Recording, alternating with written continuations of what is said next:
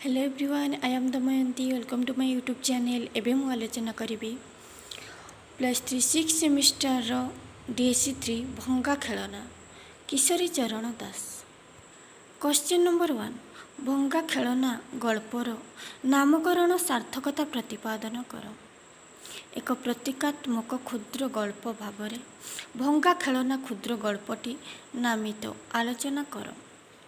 स्रष्टा प्रतिभार निकष ହେଉଛି ତାର ସୃଷ୍ଟି। ଅନୁଭବର ଗଭୀରତାରେ ସୃଷ୍ଟିର ରୂପାୟନ ହୁଏ ସାର୍ଥକ। ସ୍ରଷ୍ଟା ହୁଏ କାଳଜୟୀ। ଏହି ଦୃଷ୍ଟିକୋଣରୁ ବିଚାର କରି ବସିଲେ ଭଙ୍ଗା ଖେଳନାଟି ଗାଳ୍ପିକ କିଶୋରୀ ଚରଣ ଦାସଙ୍କ ଗଳ୍ପ ପ୍ରତିଭାର ଏକ ଜୀବନ୍ତ ଆଲେଖ୍ୟ। ନାମକରଣର ପ୍ରକ୍ରିୟା ସୃଷ୍ଟିର ଆରମ୍ଭ କାଳରୁ ଚାଲୁ ହୋଇ ଆସୁଛି।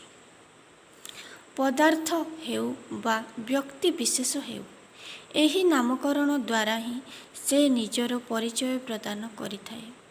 ଠିକ୍ ସେହିପରି ସାହିତ୍ୟ ଜଗତରେ ମଧ୍ୟ ସୃଷ୍ଟିର ନାମକରଣ ଯଥାର୍ଥତା ରହିଛି।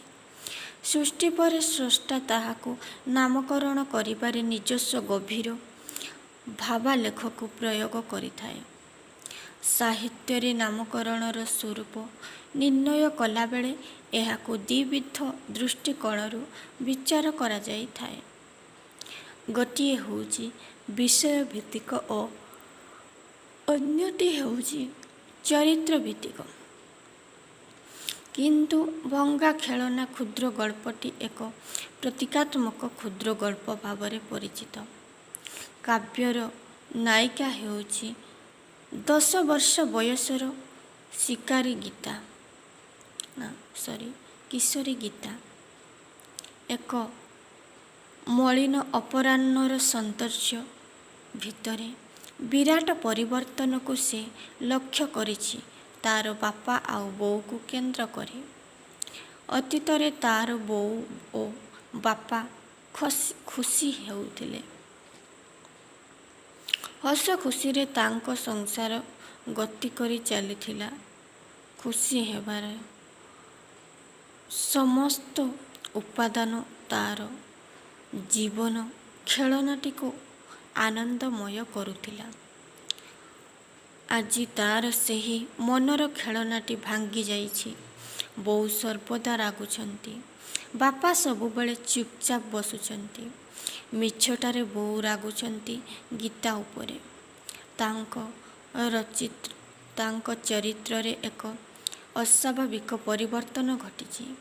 ଗୀତା ଅତୀତକୁ ରୋମନ୍ଥନ କରି ବାପାଙ୍କ ଚରିତ୍ରରେ ଦେଖା ଦେଇଥିବା ପରିବର୍ତ୍ତନକୁ ବଖାଣି ବସିଛି। ବାପା ଆଜିକାଲି କାହାରିକୁ ଗେହ୍ଲା କରୁନାହାନ୍ତି। ସେ ଆଜିକାଲି ବିଳମ୍ବରେ ଅଫିସରୁ ଫେରୁଛନ୍ତି। ତାଙ୍କୁ କିଛି ଟିକିଏ କହିବା ବେଳକୁ ସେ ବିରକ୍ତି ଭାବ ପ୍ରକାଶ କରୁଛନ୍ତି। ବୋଉ ଯଦି ପଚାରିବେ ଖାଇବାକୁ ଆଣିବି, ସେ କହୁଛନ୍ତି କିଛି ଦରକାର ନାହିଁ। ଗୀତା ମନରେ ବିରାଟ ଦୁଃଖ। ବାପା କେତେ ଗୀତ ଶିଖାଉଥିଲେ ଓ ଚେଷ୍ଟା କରୁଥିଲେ, ହେଲେ ଆଜି ବାସ୍ତବରେ ନିଷ୍ଠୁର ଆଘାତରେ ତା ମନରେ ଭାଙ୍ଗି ଯାଇଥିବା ଖେଳନାଟି ଦୃଶ୍ୟ ନାୟକ ହୋଇ ପଡ଼ିଛି। ବାସନ୍ତୀ କହୁଥିଲା ତା ବାପା ଯାଉଣୁ ଆସୁଣୁ ଗେହ୍ଲା କରନ୍ତି, କିନ୍ତୁ ତା ବାପା ଚପଳ ଗୀତା ମନରେ କେତେ ଯେ ଆଘାତ ଲାଗିଛି ସେ କଥା ସେ ହିଁ କେବଳ ଜାଣେ। ବୋଉ ମନର ଦୁଃଖ ଅବଶୋଷ ଦୂର କରାଇ ତାକୁ ଖୁସି କରାଇବା ନିମନ୍ତେ ଗୀତା ବୋଉର ଜନ୍ମଦିନରେ ବହୁତ ଦିନରୁ ସାଇତି ରଖିଥିବା ଟଙ୍କାଟିଏ ଦେଇ ଗୋଟିଏ ପ୍ରେଜେଣ୍ଟ କିଣିଛି। ବୋଉ ତାର ଜନ୍ମଦିନରେ ଉପହାର ଦେବ। ସେ ତା ଉପରେ ଖୁସି ହେବ ଓ ତାକୁ ଗେହ୍ଲା କରିବ। ବଦଳରେ ସେ ମଧ୍ୟ ମୋତେ ପୁରସ୍କାର ଦେବ। ରିବନ, କେକ୍ ନ ହେଲେ ଗୋଟିଏ ପେନସିଲ। ତା ମନରେ କେତେ ଧାରଣା ଯେ ମୋ ଠାରୁ କେହି ଭଲ ପ୍ରେଜେଣ୍ଟ ଆଣି ନଥିବେ। ସେ ବିଚାର କରିଛି ନିଶ୍ଚୟ ବାପା ଆଣିଥିବେ। ପୁଣି ଭାବିଛି ବନୁ ଦାଦା ଆଣିଥିବେ। ବୋଉ ଖୁସି ହେବ। ସ୍କୁଲରୁ ଫେରିବା ବାଟରେ ଏପରି ଭାବନା ନେଇ ଗୀତା ଘରେ ପହଞ୍ଚିଲା। ଘରେ ଆଲୁଅ ଜଳୁଛି। ଘରେ କେହି ନାହାନ୍ତି, କିନ୍ତୁ ବାହାର ଅନ୍ଧାର। ପୂଜାରୀ କବାଟ ଖୋଲିଲା। ମା ମିଶ୍ର ବାବୁଙ୍କ ଘରକୁ ଯାଇଛନ୍ତି ବୋଲି କହିଲା। ପିଲାମାନେ ଖେଳିବାକୁ ଯାଇଛନ୍ତି। ବାପା ଘରେ ନାହାନ୍ତି। ପୂଜାରୀଟି ଗୀତାକୁ ସବୁ ଜଣାଇ ଦେଲା। ଗୀତା ବିଚାର କରିଛି। ବୋଉ ନାହିଁ, କେହି ନାହିଁ। ବୋଉର କ'ଣ ଆଜି ମନେ ନାହିଁ ତା'ର ଜନ୍ମଦିନ ବୋଲି? ସେ ବୋଉକୁ ଜଣାଇ ଦେବ ଆଣିଥିବା ପ୍ରେସିଡେନ୍ସିକୁ। ମଝି ଘରେ ଆଲୁଅ ତଳେ ରଖିବ। ବୋଉ ଖୁସି ହେବ। ସେ ପୁଣି ସ୍ଥିର କରିଛି ଦାଣ୍ଡ ଘରକୁ ନେଇ ତାକୁ ଖୋଲାଖୋଲି କରି ସେଠାରେ ସଜାଡ଼ି ଠିକ୍ଠାକ୍ କରି ମଝି ଘରକୁ ଆଣିବ। ଦାଣ୍ଡ ଘରକୁ ଗଲା ସେ ତା'ର ଆଳିମାଳିକା ଖେଳନାଗୁଡ଼ିକ ସଜାଡ଼ିବାରେ ଲାଗିଲା। ବରକନ୍ୟା ମଝିରେ, ଦି ପାଖରେ ବାଜାବାଲା, କନ୍ୟା ସାଙ୍ଗରେ ଖଟ, ଆଲମାରୀ, ସୋଫା ସେଟ୍। କିନ୍ତୁ ଦୁଇଟା ଜିନିଷର ଅଭାବ ଦେଖିଛି, ସିଲେଇ ମେସିନ୍ ଓ ରେଡ଼ିଓ। ଏଥର ବଜାରକୁ ଗଲେ ବୋଉକୁ କହି ସେ ଦୁଇଟା ଜିନିଷ କିଣି ଆଣିବ। କାଗଜରେ ବନ୍ଧା ହୋଇଥିବା ପ୍ରେଜେଣ୍ଟଟିକୁ ଖୋଲିଲା। ସେଇଟି ହେଉଛି ପଦ୍ମଫୁଲ। ବେଶୀ ଟଙ୍କା ହୋଇଥିଲେ ସୁନ୍ଦର ଫୁଲଟିଏ ମିଳିଥାନ୍ତା। ବୋଉ ଦେଖିଲେ ନିଶ୍ଚୟ ଖୁସି ହେବ। ନିଜ ପ୍ରେସିଡେନ୍ସିକୁ ସେଇ ମଝି ଘରେ ରଖିବାର ନିଷ୍ପତ୍ତି ନେଲା। ମଝି ଘରକୁ ପ୍ରବେଶ କରିବାରେ କାଠପଟା ଉପରେ ଥୁଆ ହୋଇଥିବା ସୁନ୍ଦର ପ୍ରେସିଡେନ୍ସିଟିଏ ଦେଖିଲା। ତା' ହେଉଛି ଗୋଟିଏ ତାଜମହଲ। ବଡ଼ ସୁନ୍ଦର ଦେଖାଯାଉଛି। ତା' ତଳେ ଥିବା କାଗଜଟିକୁ ପଢ଼ି ଜାଣିଲା ତା' ବୋଉର ଜନ୍ମଦିନ ପାଇଁ ବନୁ ଦାଦା ଦେଇଛନ୍ତି। ଦାମିକିଆ ହେଲେ ମଧ୍ୟ ତା'ଠାରୁ ସେ ଆଣିଥିବା ପ୍ରେଜେଣ୍ଟଟି ଭଲ ହୋଇଛି। ବୋଉ ସେ ଅନୁଭବ କଲା। ସେ ଜିନିଷଟିକୁ ଦାଣ୍ଡ ଘରକୁ ନେଇଯିବା ଓ ତା'ର ପ୍ରେସିଡେନ୍ସିକୁ ମଝି ଘରେ ରଖିବା ପାଇଁ ସ୍ଥିର କଲା। କାରଣ ବୋଉର ଆଖି ଆଗ ତା' ପ୍ରେଜେଣ୍ଟ ଉପରେ ପଡ଼ିବ। ଖଟ ବାଡ଼ରୁ ଓହ୍ଲାଉଥିବା ବେଳେ ତାଜମହଲଟି ତଳେ ପଡ଼ି ଭାଙ୍ଗିଗଲା। ଗୀତାର ମନ ଖେଳନାଟି ଭାଙ୍ଗିଗଲା। ଯେଉଁ ଖେଳନାଟିକୁ ବୋଉ ପାଇଥିଲେ ଖୁସି ହୋଇଥାନ୍ତା, ସେଇଟି ଭାଙ୍ଗିଗଲା। ତା'ର ଛାତିରେ ଚମକ ଲାଗିଲା। ସେ ଭାବିଲା ବୋଉ ନିଶ୍ଚୟ ରାଗିବ। ବୋଉ ତ ସବୁଦିନ ରାଗେ, କିନ୍ତୁ ଆଜି ଆହୁରି ରାଗିବ। କାରଣ ବନୁ ଦାଦାଙ୍କ ଜିନିଷ ଭାଙ୍ଗି ଯାଇଛି। ସବୁ ଜନ୍ମଦିନର ସଉକ ଚାଲିଥିବ। କିନ୍ତୁ ପର ମୁହୂର୍ତ୍ତରେ ବିଚାର କରିଛି ନିଜେ ଆଣିଥିବା ପ୍ରେଜେଣ୍ଟଟିକୁ ଭାଙ୍ଗି ଦେବାକୁ। ମାତ୍ର ସେ ଇଚ୍ଛା କରି ଭାଙ୍ଗି ନାହିଁ। ସେ ତାକୁ ଦାଣ୍ଡ ଘରେ ରଖିବାକୁ ଯାଉଥିଲା। ତା'ର ଆପେ ଆପେ ଭାଙ୍ଗି ଯାଇଛି। ଏଣୁ ତା'ର ବା ଦୋଷ କ'ଣ? ନାଇଁ, ମୁଁ ଜାଣିଶୁଣି କିଛି କରିନାହିଁ ବୋଲି ସେ ଚିନ୍ତା କରିଛି। ପୁଣି ଭାବିଛି ମୁଁ ତ ବନୁ ଦାଦାଙ୍କ ଜିନିଷ ଭାଙ୍ଗି ନାହିଁ। ବୋଉ ମୋତେ ଭଲ ପାଏ, ମୋର ନିଶ୍ଚୟ କଥା ବୁଝିବ। ତାଜମହଲଟି ଭାଙ୍ଗି ଯାଇଛି ଏବଂ ଗୀତାର ମନ ମଧ୍ୟ ଭାଙ୍ଗି ଯାଇଛି। ଭାଙ୍ଗି ଯାଇଛି ତା'ର ସୁଖ ଓ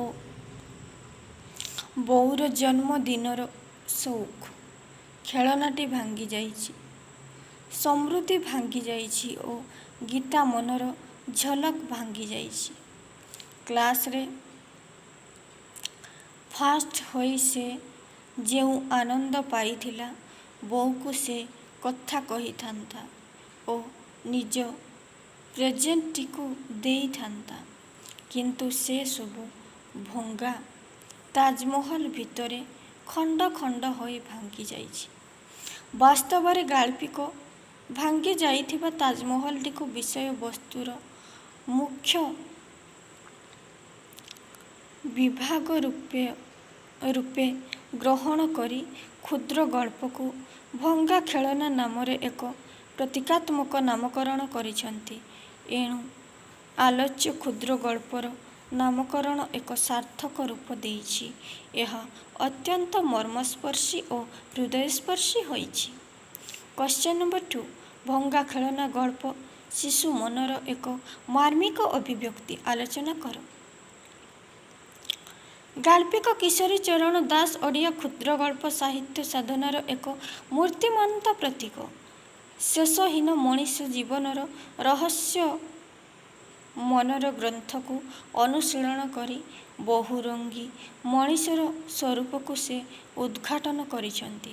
ଭଙ୍ଗା ଖେଳନା ଗଳ୍ପ ସଂକଳନରେ ସେ ନିତ୍ୟ ଆତ୍ମହତ୍ୟା କରି କହିଛନ୍ତି ଯେ, ମୁଁ ଖାଲି ଏତିକି କହିବି ଯେ ଏଥିରେ କୌଣସି ନିର୍ଦ୍ଦିଷ୍ଟ ମତବାଦ ନାହିଁ। ନୂଆ ତଥ୍ୟ ବାଢ଼ିବାର ପ୍ରଗଳ୍ଭତା ଦୂରର କଥା, ଅଧେ ଅନୁଭୂତି ଅଧେ କଳ୍ପନା ନେଇ ଛବି ଆଙ୍କିଛି। ଛବିର ମୂଳ କଥା ହେଲା ମଣିଷ ମନର ବୈଚିତ୍ର୍ୟ, ଭଲ ଖରାପ, ନୀତି ଅନୀତିର ମାପକାଠି। ମୋ ପାଖରେ ଯେତେ ମାପକାଠି ଅଛି, ସବୁ ମୋତେ ଲାଗିଛି ବଙ୍କା, ଅନୁମାନ, ଅସୁନ୍ଦର। ଆଧୁନିକ ମଣିଷର ମନ ଗହନର ସଂଗୁପ୍ତ କାମନାକୁ ଭଙ୍ଗା ଖେଳନା ଚକ୍ଷୁରେ ସେ ମର୍ମରିତ କରିଛି। ଚରିତ୍ରର ଅନ୍ତର୍ନିହିତ ଦ୍ୱନ୍ଦ୍ୱକୁ ସେ ଜୀବନ୍ତ ଭାବରେ ବର୍ଣ୍ଣନା କରିଛନ୍ତି। ଗୀତା ଭଳି 10 ବର୍ଷର ଝିଅଟି ମନସ୍ତତ୍ୱକୁ ପର୍ଯ୍ୟବେକ୍ଷଣ କରି ତା'ର ଏକ ମନ୍ମୟ ଚିତ୍ର ଅଙ୍କନ କରିଛନ୍ତି। ଶିଶୁ ମନର ଏକ ମାର୍ମିକ ଚିତ୍ର ହିଁ ଏହି ଗଳ୍ପର ପ୍ରାଣ ନିର୍ଯ୍ୟାସ ହୋଇ ଉଠିଛି। ଗୀତା ବୟସରେ କ୍ଷୁଦ୍ର ହେଲେ ହିଁ ସେ ଲକ୍ଷ୍ୟ କରିଛି ସମୟର ପରିବର୍ତ୍ତନ ସହିତ ତା'ର ବାପା ବୋଉ ପରିବର୍ତ୍ତନ। ସୁନ୍ଦର ଭିତରେ ଝଲକ, କିନ୍ତୁ ସେ ରାଗି ଯିବା ବେଳେ ସେହି ମୁହଁଟି ବଡ଼ ଅସୁନ୍ଦର ହୋଇଯାଇଥାଏ। ଏପରିକି ବୋଉ ହସିଲେ ସୁନ୍ଦର ଓ ରାଗିଲେ ଅସନା ଦେଖାଯାଏ ବୋଲି ଚପଳମତି ଶିଶୁ ଗୀତା ଅନୁଭବ କରିଛି। ଗୀତା ମନର ଅଭିବ୍ୟକ୍ତିକୁ ଲେଖକ ସୁନ୍ଦର ଭାବରେ ଫୁଟାଇଛନ୍ତି। ଅନେକ ଘଟଣାକୁ କେନ୍ଦ୍ର କରି ମଳିନ ଅପରାହ୍ନରେ ଫୁଲ ବଗିଚାକୁ ଲକ୍ଷ୍ୟ କରୁ କରୁ ଚେତନା ପ୍ରବାହୀ ଧାରାରେ ଗୀତା ମନରେ ଅନେକ ଚିତ୍ର ଚିତ୍ରିତ ହୋଇ ଉଠିଛି। ସୂର୍ଯ୍ୟମୁଖୀ ଫୁଲ ସୁନ୍ଦର ନୁହେଁ, ଖାଲି ବଡ଼ ମିସେସ୍ ଘୋଷଙ୍କ ମୁହଁ ପରି। ସେ ବୁକୁର ବିଷୟରେ ଭାବିଛି। ପଡ଼ୋଶୀ ଘର କାଳିଆ କୁକୁରକୁ ଦେଖି ତାଙ୍କ ପପି କିପରି ଦୌଡ଼ି ପଳାଏ, ପ୍ରଜାପତି କିପରି ଚିତ୍ରିତ ଡେଣା ନେଇ ଉଡ଼ି ବୁଲେ, କିନ୍ତୁ ତା' ମନ ଭିତରେ ଅହରହ ଉଙ୍କି ମାରୁଥାଏ ବାପା ଓ ବୋଉଙ୍କ କଥା। ସେ ଏବେ ଲକ୍ଷ୍ୟ କରୁଛି ତା' ବାପା ଅଫିସରୁ ବିଳମ୍ବରେ ଫେରୁଛନ୍ତି। ତାଙ୍କୁ ଆଉ ଆଗ ପରି ଗେହ୍ଲା କରୁନାହାନ୍ତି କି ଗୀତ ମଧ୍ୟ ଶିଖାଉ ନାହାନ୍ତି। ଆଗରୁ ତାଙ୍କ ବାପା ଦିନ ଥାଉ ଥାଉ ଅଫିସରୁ ଘରକୁ ଫେରୁଥିଲେ, ତାକୁ ଗେହ୍ଲା କରୁଥିଲେ। ବୋଉ ଚିଡ଼ୁଥିଲେ ବି ବାପା ହସି ହସି ତାକୁ ଗେହ୍ଲା କରନ୍ତି। ଆଜିର ପରିବର୍ତ୍ତନକୁ ଦେଖି ସେ ବିଚାର କରିଛି, ବାପାଙ୍କର ଦାନ୍ତ ପଡ଼ିନାହିଁ, ବାଳ ପାଚିନାହିଁ, ସେ ବୁଢ଼ା ହୋଇନାହାନ୍ତି, କିନ୍ତୁ ତାଙ୍କର ଏ ପରିବର୍ତ୍ତନ ଘଟିଛି କାହିଁକି? ସ୍ୱଭାବରେ ପରିବର୍ତ୍ତନ ଦେଖାଦେଇଛି ବାପାଙ୍କର ବୋଲି ଗୀତା ଅନୁଭବ କରିଛି। ଦିନେ ଗୀତା ରାତିରେ ଡର ସପନ ଦେଖି ବିଳେଇ ହୋଇ ଉଠିଛି। ସେ ଦେଖିଛି ଆଲୁଅ ଜଳୁଛି ଓ ବାପା ଅନେଇଛନ୍ତି ଉପରକୁ। ଗୀତା ବାପା ବୋଲି ଡାକିବାରୁ ବାପା ଚମକି ପଡ଼ି ତା ଆଡ଼କୁ ଚାହିଁ ବିରକ୍ତି ଭାବ ପ୍ରକାଶ କରି କହିଲେ, ଶୋଇପଡ଼, କାହିଁକି ପାଟି କରୁଛୁ? ଅତୀତକୁ ମନେ ପକାଇ ଦେଖି ଗୀତା ବାପା କେତେ ଭଲ ଲୋକ ଥିଲେ। ଯେଉଁଦିନ ଷ୍ଟେସନରୁ ବନୁ ଦାଦାଙ୍କୁ ଆଣିବା ପାଇଁ ସେମାନେ କାରରେ ଯାଉଥିଲେ, ବାପା କିଭଳି ଅଧେ ଖସା ଲଡ଼ୁ ଖାଇ ବୋଉ ପାଟିରେ ଗୁଞ୍ଜି ଦେଉଥିଲେ। କିନ୍ତୁ ଆଜି ବାପାଙ୍କର ପରିବର୍ତ୍ତନ। କ'ଣ ହୋଇଛି ବାପାଙ୍କର? ଯଦି ଦେହ ଖରାପ ତେବେ ଔଷଧ ଖାଇ ଠିକ୍ କରି ଦେଉନାହାନ୍ତି। କିଶୋରୀ କୋମଳ ମନର ଚପଳତା ଏ ରହସ୍ୟ ଭେଦ କରିପାରି ନାହିଁ। ଯେଉଁଦିନ ବୋଉଙ୍କ ଜନ୍ମଦିନ ପାଇଁ ବନୁଦାଦା ଦେଇଥିବା ପ୍ରେଜେଣ୍ଟଟି ତା ହାତରୁ ପଡ଼ି ଭାଙ୍ଗିଗଲା, ସେଦିନ ବାପା ଚୁପ୍ ରହିଥିଲେ। ସବୁ ଦୃଶ୍ୟକୁ ଦେଖି ବାପା ନୀରବରେ ଫେରି ଯାଇଥିଲେ। ସେ ସବୁର ପରିବର୍ତ୍ତନ ଗୀତା ମନରେ ଚମକ ଆଣିଛି। ବାପାଙ୍କ ଚିଡ଼ିଚିଡ଼ା ସ୍ୱଭାବ ଓ ବୋଉର ବିରକ୍ତି ଭାବ ତା ମନରେ ଅନେକ ଭାବ ଦେଖାଇ ଦେଇଛି।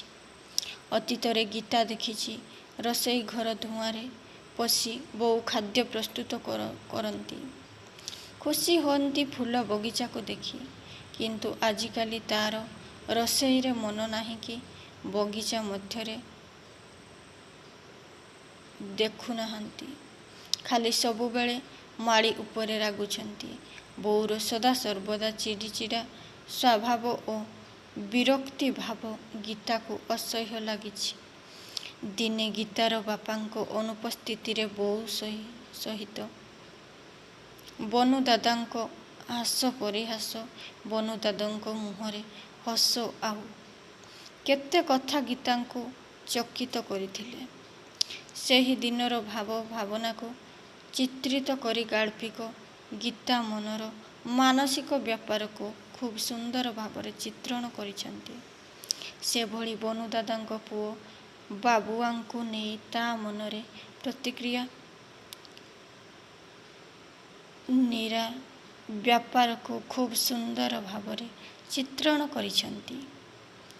ସେଭଳି ବନୁ ଦାଦାଙ୍କ ପୁଅ ବାବୁଆଙ୍କୁ ନେଇ ତା ମନରେ ପ୍ରତିକ୍ରିୟା ନାରୀ ଦିଦିଙ୍କ କଥା, ନୀରା ସ୍ୱଭାବ ଇତ୍ୟାଦିକୁ ଗାଳ୍ପିକ ବାସ୍ତବ ରୂପେ ଚିତ୍ରଣ କରି ଗୀତାର ମାନସିକ ଦ୍ୱନ୍ଦ୍ୱକୁ ପରିପ୍ରକାଶ କରିଛନ୍ତି।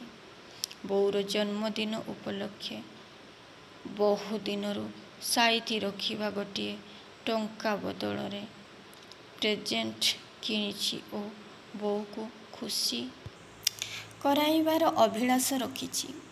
ବାସ୍ତବିକ୍ ସେ ଦିନର ମୂଲ୍ୟାୟନ ଗାଳ୍ପିକ ମନ୍ମୟଧର୍ମୀ ଭାବରେ ବର୍ଣ୍ଣନା କରି ଗୀତାର ମାନସିକ ବ୍ୟାପାରକୁ ଚମତ୍କୃତ କରିଛନ୍ତି। ଜନ୍ମଦିନରେ ବୋଉ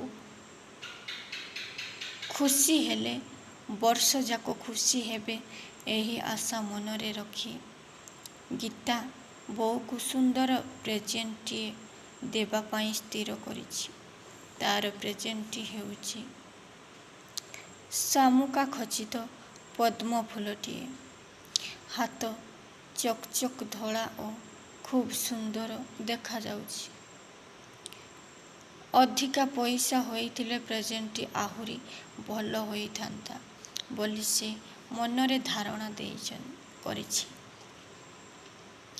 ବନୁ ଦାଦାଙ୍କ ପ୍ରେଜେଣ୍ଟଟି ହେଉଛି ସୁନ୍ଦର ତାଜମହଲ।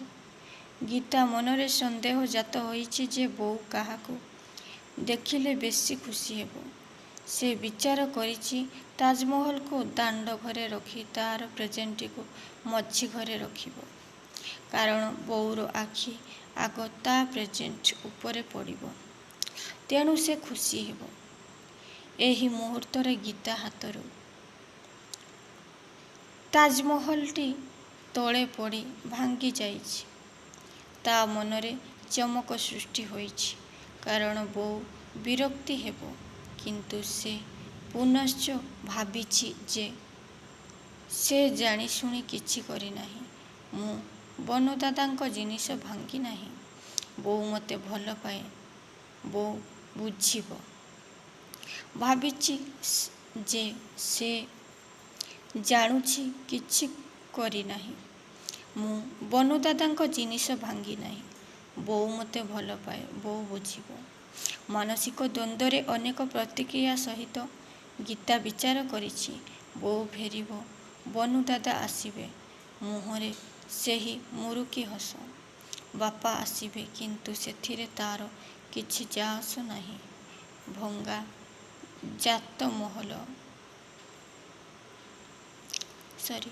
ଭଙ୍ଗା ତାଜମହଲ ଗୋଟାଉଥିବା ବେଳେ ପ୍ରଥମେ ଉଦାସ ଭଙ୍ଗୀରେ ତା ବାପା ଆସିଛନ୍ତି। ଭଙ୍ଗା ତାଜମହଲ ବିଷୟରେ ଗୀତାକୁ ପଚାରିଛନ୍ତି, କିନ୍ତୁ ନୀରବରେ ବାପା ଫେରି ଯାଇଛନ୍ତି। ଗୀତା ମନରେ ବଦ୍ଧ ମୂଳ ଧାରଣା ତା'ର ଚେତନାକୁ ଆନ୍ଦୋଳିତ କରିଛି। ସେ ଦୌଡ଼ି ଯାଇ ତା ବାପାଙ୍କୁ ପଚାରିଛି, ବାପା, ବୋଉ ପାଇଁ ପ୍ରେଜେଣ୍ଟ ଆଣିଛି।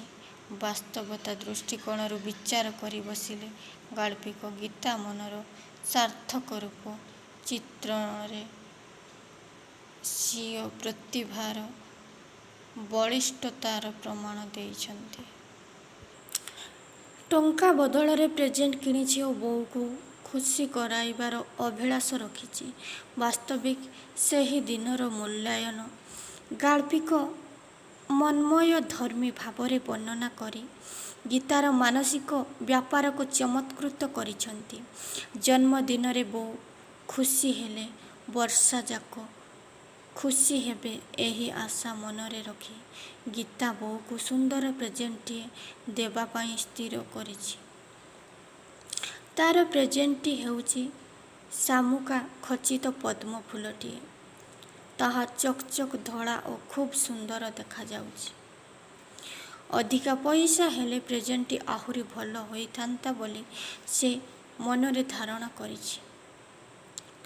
ବନୁଦାଦାଙ୍କ ପ୍ରେଜେଣ୍ଟଟି ହେଉଛି ସୁନ୍ଦର ତାଜମହଲ।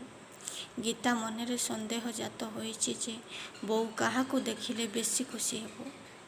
ସେ ବିଚାର କରିଛି ତାଜମହଲକୁ ଦାଣ୍ଡ ଘରେ ରଖି ତା ପ୍ରେଜେଣ୍ଟଟିକୁ ମଝି ଘରେ ରଖିବ। କାରଣ ବୋଉ ଆଖି ଆଗ ତା ପ୍ରେଜେଣ୍ଟ ଉପରେ ପଡ଼ିବ। ତେଣୁ ସେ ଖୁସି ହେବ। ସେ ମୁହୂର୍ତ୍ତରେ ଗୀତା ହାତରୁ ତାଜମହଲଟି ତଳେ ପଡ଼ି ଭାଙ୍ଗି ଯାଇଛି। ତା ମନରେ ଚମକ ସୃଷ୍ଟି ହୋଇଛି। କାରଣ ବୋଉ ବିରକ୍ତ ହେବେ। କିନ୍ତୁ ସେ ପୁନଶ୍ଚ ଭାବିଛି ଯେ ସେ ଜାଣିଶୁଣି କିଛି କରିନାହାନ୍ତି। ମୁଁ ବନୁଦାଦାଙ୍କ ଜିନିଷ ଭାଙ୍ଗି ନାହିଁ। ବୋଉ ମୋତେ ଭଲ ପାଏ। ବୋଉ ବୁଝିବ। ମାନସିକ ଦ୍ୱନ୍ଦ୍ୱରେ ଅନେକ ପ୍ରତିକ୍ରିୟା ସହିତ ଗୀତା ବିଚାର କରିଛି। ବୋଉ ଫେରିବ, ବନୁଦାଦା ଆସିବେ। ମୁହଁରେ ସେହି ମୁରୁକି ହସ। ବାପା ଆସିବେ, କିନ୍ତୁ ସେଥିରେ ତା'ର କିଛି ଯାଆସ ନାହିଁ। ଭଙ୍ଗା ତାଜମହଲ ଗୋଟାଉଥିବା ବେଳେ ପ୍ରଥମେ ଉଦାସ ଭଙ୍ଗୀରେ ତା ବାପା ଆସିଛନ୍ତି। ଭଙ୍ଗା ତାଜମହଲ ବିଷୟରେ ଗୀତାକୁ ପଚାରିଛନ୍ତି, କିନ୍ତୁ ନୀରବରେ ବାପା ପଚାରିଛନ୍ତି, ବାପା, ବୋଉ ପାଇଁ ପ୍ରେଜେଣ୍ଟ ଆଣିଛି। ବାସ୍ତବତା ଦୃଷ୍ଟିକୋଣରୁ ବିଚାର କରି ବସିଲେ ଗାଳ୍ପିକ ଗୀତା ମନର ସାର୍ଥକ ରୂପ ଚିତ୍ରଣରେ ସ୍ୱୟଂ ପ୍ରତିଭାର ବଳିଷ୍ଠତା ପ୍ରମାଣ ହେଉଛି। ଖଣ୍ଡିତ ଜୀବନକୁ ଭିତ୍ତି କରି ପୂର୍ଣ୍ଣାଙ୍ଗ ଜୀବନର ପ୍ରତିଛବି ହିଁ କ୍ଷୁଦ୍ରଗଳ୍ପ। ପଠିତ ଭଙ୍ଗା ଖେଳନା ଗଳ୍ପ ଅବଲମ୍ବନରେ ଉକ୍ତ ଉକ୍ତିର ସାର୍ଥକତା ପ୍ରତିପାଦନ କରେ। ପଠିତ ଗଳ୍ପ ଭଙ୍ଗା ଖେଳନାକୁ ଆଧାର କରି ଗାଳ୍ପିକ କିଶୋରୀଚରଣ ଦାସଙ୍କ ପ୍ରତିଭା ଶିଳ୍ପୀର ବୈଶିଷ୍ଟ୍ୟ ପ୍ରତିପାଦନ କରେ। ଓଡ଼ିଆ କ୍ଷୁଦ୍ରଗଳ୍ପ ଅର୍ବାଚୀନ ହେଲେ ହିଁ ପରମ୍ପରା ଓ ପ୍ରତିଶ୍ରୁତିରେ ଏହା କାଳଜୟୀ। ଜୀବନର ଶାଶ୍ୱତ ମୁହୂର୍ତ୍ତକୁ ଜୀବନ୍ତ ରୂପାୟିତ କରିବାରେ ଏହା ପ୍ରତିଶ୍ରୁତିବଦ୍ଧ।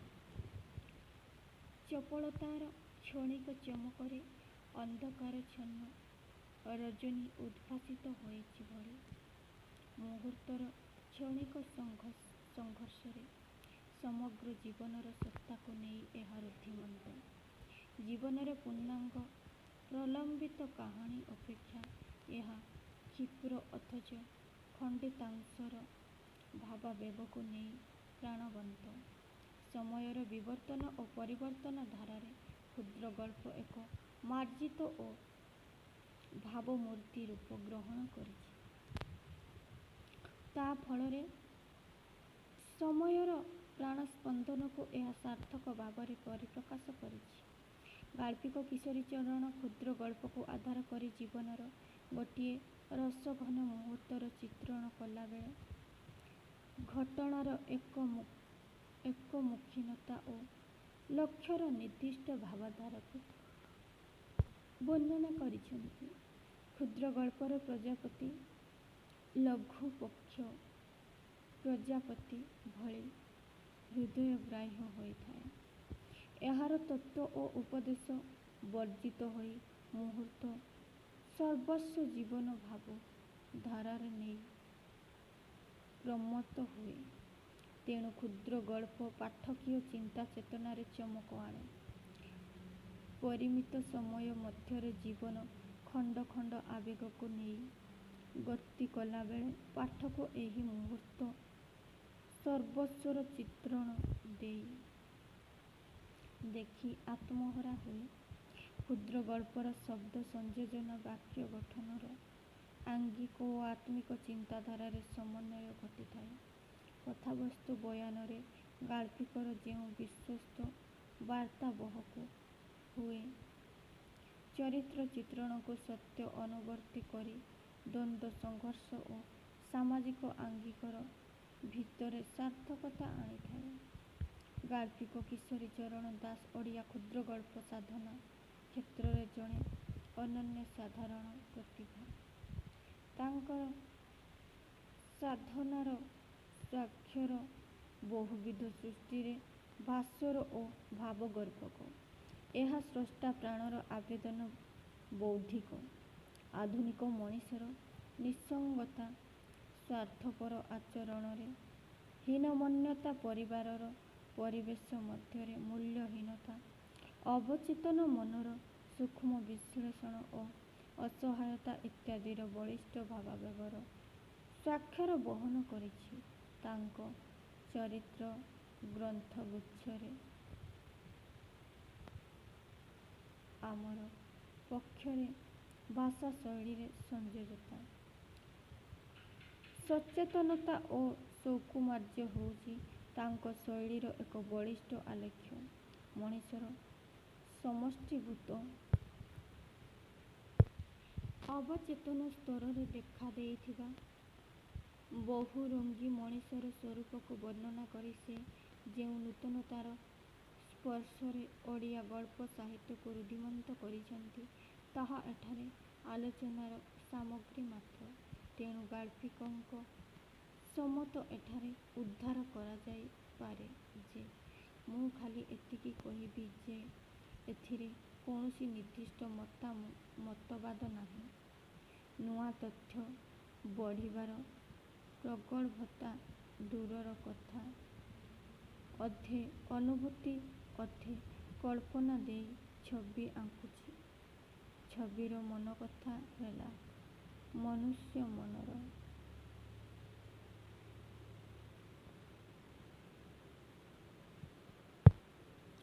ମନୁଷ୍ୟ ମନର ବୈଚିତ୍ର୍ୟ। ଭଲ ଖରାପ ନୀତି ଅନୀତିର ମାପକାଠି ନାହିଁ ମୋ ପାଖରେ। ଯେଉଁ ମାପକାଠି ଦେଖୁଛି ସବୁ ମୋତେ ଲାଗୁଛି ଟଙ୍କା ଅସମାନ ଅସୁନ୍ଦର। ଆଧୁନିକ ମନୁଷ୍ୟର ମନ ଗହନର ସଂଗୁପ୍ତ କାମନାକୁ ମର୍ମରିତ କରି ଚରିତ୍ରଗୁଡ଼ିକ ଜଳାୟିତ ରୂପ ପ୍ରକାଶ କରିଛନ୍ତି। ଆଲୋଚ୍ୟ ଗଳ୍ପଟି ଏକ 10 ବର୍ଷର କିଶୋରୀ ମନର ବହୁବିଧ ଚରିତ୍ର ଚିତ୍ରଣରେ ସମୃଦ୍ଧ ହୋଇଛି। ଏକ ମଳିନ ଅପରାହ୍ନରେ ବାରି ପାହାଚରେ ବସି ଗୀତା ଅନେଇଛି ଖରାକୁ। ଭାବନାର ସୁଅ ଘୂରି ବୁଲୁଛି ତା ମନ ଭିତରେ। ଗୋଟିଏ ପରେ ଗୋଟିଏ ଘଟଣା ସ୍ଥାନ ପାଇଛି ଚପଳମତି ମନ ମଧ୍ୟରେ। ସୂର୍ଯ୍ୟମୁଖୀ ଫୁଲ ଭିତରେ ମିସେସ୍ ଘୋଷଙ୍କର ମୁହଁ। ନିଦ୍ରିତା ବୋଉଙ୍କର ଜୀବନ ଘଟଣାର ଚିତ୍ର ଅତୀତ ଓ ବର୍ତ୍ତମାନର ଘଟଣା ଚକ୍ର ମଧ୍ୟରେ ତା'ର ମନ ଗୋଳେଇ ଘାଣ୍ଟି ହୋଇଛି। ଜୀବନର ଅଜସ୍ର ଦୁଃଖ ଯନ୍ତ୍ରଣା ମଧ୍ୟରେ ମୁଖରେ ହସର ଅଭାବ ବୋଧ ପରିଲକ୍ଷିତ ହୋଇଛି। ବାପାଙ୍କ ଉଦାସୀନ ମନୋବୃତ୍ତି,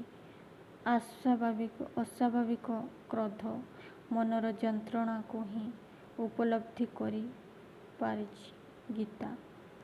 ଏହି ଅଭାବବୋଧ ଭିତରେ ଗୀତା ଜୀବନରେ ଦେଖା ଦେଇଥିବା ବାପାଙ୍କ ସ୍ନେହ ଓ ବୋଉଙ୍କ ଆଦର ବଞ୍ଚିତ ଦୁଃଖକୁ ଗାଳ୍ପିକ ସୁନ୍ଦର ଭାବରେ ପ୍ରକାଶ କରିଛନ୍ତି। ଗୀତା ବୟସରେ କ୍ଷୁଦ୍ରତା ହେତୁ ସେ ଜାଣିପାରେ ନାହିଁ ଏସବୁ ରହସ୍ୟର ମୂଳ ଭିତ୍ତି। ସେ ପୁନଶ୍ଚ ଭାବିଛି, ବାପା କ'ଣ ବୁଢ଼ା ହୋଇଯାଇଛନ୍ତି? ତା ଦେହ କ'ଣ ଅସୁସ୍ଥ ହୋଇଛି? ସେବେ ସେ ଔଷଧ ଖାଇ ଦେହକୁ ଠିକ୍ କରି ଦେଉ ନାହାନ୍ତି କାହିଁକି?